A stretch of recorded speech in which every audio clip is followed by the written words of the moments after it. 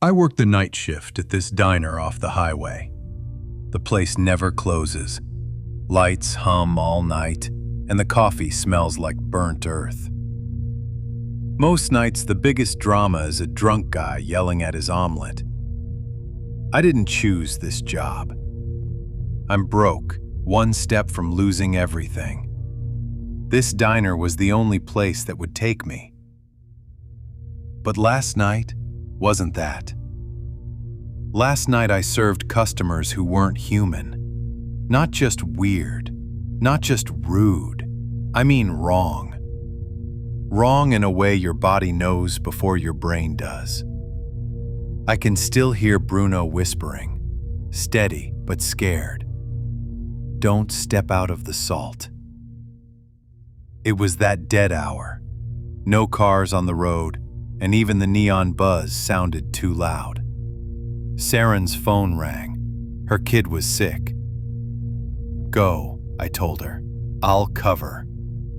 She didn't argue. She just ran out. And thank God she did. Bruno, our cook, made this low grunt from the kitchen. His way of saying, "Fine, I heard you." Big guy, beard, arms like tree trunks. The kind of guy you think nothing scares. So I figured I was safe with him back there. Then the bell over the door rang, and I froze. A family walked in. Dad in neat slacks, Mom with hair sprayed stiff like a 70s news anchor. 2 kids dressed like they were heading to church. But it wasn't just neat. They looked like they had stepped straight out of a family portrait from the 70s. Pressed clothes, stiff hair, those frozen smiles. At first glance, perfect. Too perfect. Their hair didn't move when the AC blew across the room.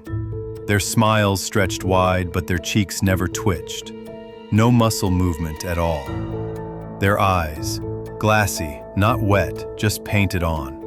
And the worst part? No sound. No footsteps on the tile.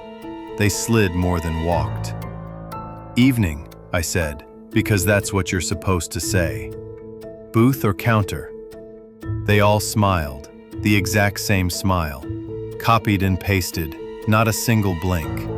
"Booth," the mom said. Her voice was warm, the exact right temperature. But underneath, another sound, like a second voice whispering from a tunnel. They slid into the booth without looking down, without adjusting, just folding into place. The kids placed their hands flat like they'd practiced it. I'd been watching that empty parking lot for an hour. No headlights, no engine, nothing. And yet here they were. Bruno peeked out, saw them, and went still. Not quiet, still. Then he backed away like he already knew I took their orders. "Coffee, coffee, milk, milk." The boy said milk like a metronome. The girl didn't look at me, just stared straight through the salt shaker, like she was watching something behind me. Then the dad leaned forward, too many teeth. "We're waiting for someone." "The ride," the mom added. And the kids repeated in perfect echo, "The ride." My hands shook pouring coffee, burned myself. Bruno came over, touched my elbow. "They're not people," he said. Calm, final. My throat locked. "What do you mean?" "Salt," he whispered. "Put it on the floor. Now." So I did. Dumped shakers, ripped open packets, dragged out the big refill bag, made a line across the tile. I felt ridiculous, like a kid playing magic, but my skin crawled like it already knew this mattered. The dad turned his whole head to follow me. Not just his eyes, his whole head, like a puppet. The girl spoke, her voice cracked, warped, like wet paper ripping in a microphone. "What are you doing?" Bruno killed the lights. The diner fell dark, only the pink glow of neon through the blinds. The salt line looked pale, fragile. The mom tilted her head. then Dad, then the kids, all in sequence. "We're waiting for someone," the father repeated. Then they melted, collars sagged, skin slipped. The neat jawline ran like wax in fire. Hands split open along the wrong seams. And underneath, eyes, dozens of eyes, blinking too fast, too wet, each one making a sticky squelch. Mouths bloomed across their skin like rotten flowers, some too small to breathe, some so wide cartilage popped.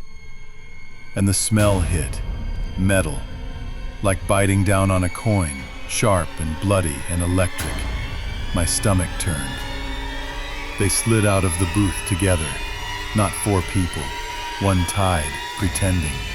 The first touch on the salt, bzzzt. It burned black, smoke curled, smelled like frying wires. Eyes near the line burst red, mouths opened wide in silent screams. Bruno raised his cast iron pan like a shield. His other hand clamped my wrist. "Stay in the line no matter what." The thing pressed closer, testing, waiting. And then a coffee cup rolled, bumped my shoe.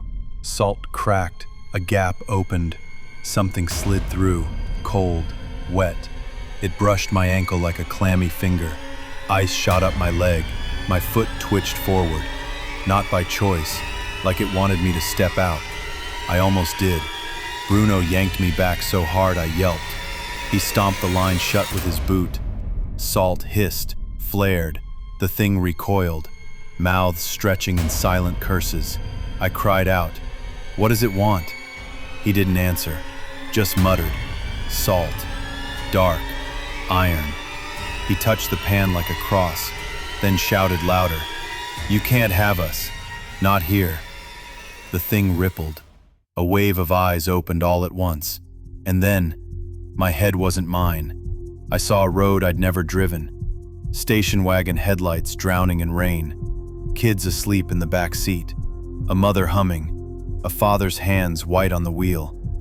The fear hit my chest like my own lungs were drowning.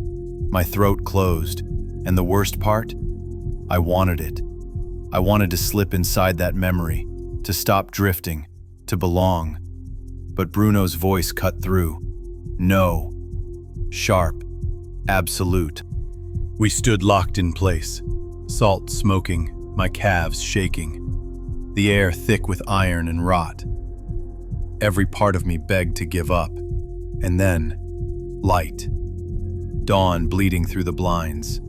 The thing thinned. Mouths snapped shut. Eyes blinked out one by one.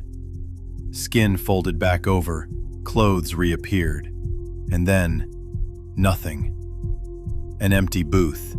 2 sweating cups of milk, like they'd always been there.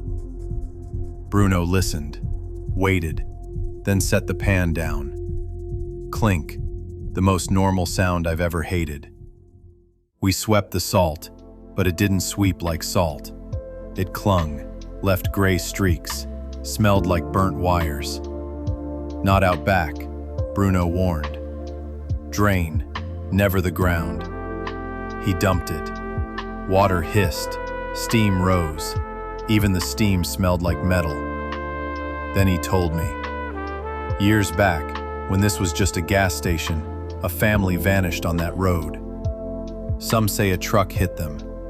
Some say the earth swallowed the car whole. But their waiting stayed. Sometimes it comes here. Salt keeps it out. Dark makes it choose. Iron reminds it what it isn't. The neon clicked off. Daylight bled in. Coffee, ketchup bottles, sticky menus, normal. Then a real family walked in. Dad's shirt stained with ketchup, Mom's messy bun, kid's elbow wrapped in a cartoon Band-Aid. Perfectly imperfect, and I nearly cried. By noon, the district manager showed up, clipboard, tie, face like a funeral. He handed me an envelope. For your discretion, heavy with cash. I didn't say anything, I told him. Keep it that way, he said. When he left, Bruno finally spoke. I'm leaving soon. You should too. Leave where? I asked. Where do you go that doesn't make you draw salt lines on the floor? He didn't answer, just gave me that tired look. I clocked out late, sun high, sky washed pale. I stood in the lot, staring at the grass along the highway. Cars passed like nothing happened. On the bus, I caught my reflection in the window. For 1 second, I looked like someone who sleeps easy at night. Then the light shifted, and it was just me again. I don't have a neat ending, no moral. Just a cast iron ring on the counter, a gray smear in the mop bucket that won't wash out, and a question stuck in my throat. What would you have done?